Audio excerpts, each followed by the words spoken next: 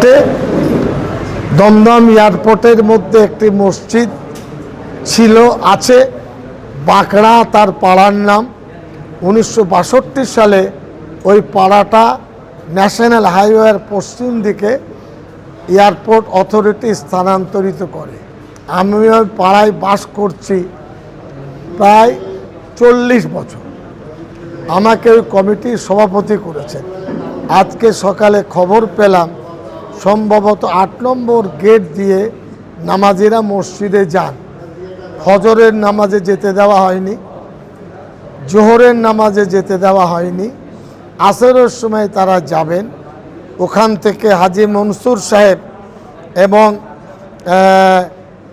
মোহাম্মদ জমিল মুন্সি আর আবুল কালাম আরও পাড়ার লোকেরা ফোন করেছিলেন যারা কমিটির মেম্বার। আমাদেরকে বিনা নোটিশে এয়ারপোর্ট অথরিটি গেটটি বন্ধ করেছে। 130 বছর মসজিদে নামাজ হচ্ছে, এটা অন্যায়, এটা বল প্রয়োগ হয়েছে।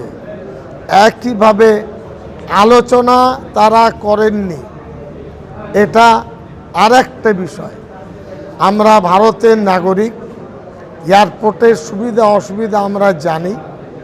মুসলমান নিজের হাতে মসজিদ তুলে দিতে পারে না। আমি বলেছিলাম দারুল উলুম দেওবন্দ পৃথিবীর আইকন, সমস্যাটা সেখানে আপনি পাঠান, লিখে আমাদেরকে বলেন, আমরা আপনার সাথে যাব। এই অবস্থা মসজিদটা কি করা যাবে?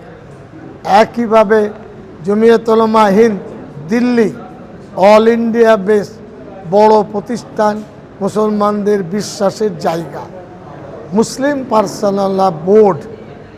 আমরা বলেছিলাম 1.5 মাস 2 মাস আগেও এয়ারপোর্ট অথরিটিকে আপনারা বলেছিলাম চিঠি দেন, তারা সে উত্তর দেয়নি।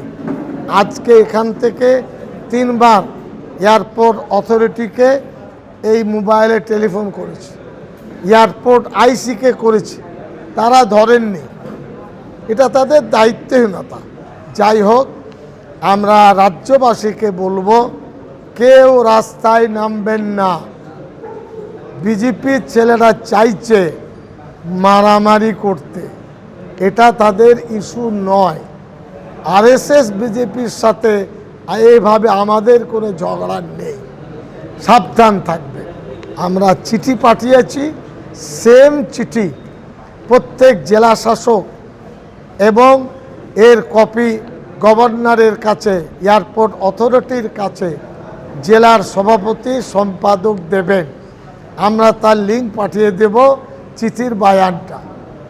আমরা দোয়া করব তারা মসজিদ খুলে দিক, আলোচনা করুক।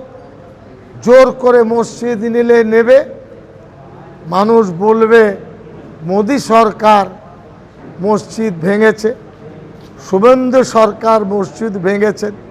তিনি করছেন এই কথা আমি বলতে পারবো না, এ খবর আমার কাছে নেই, কিন্তু তিনি তো মুখ্যমন্ত্রী।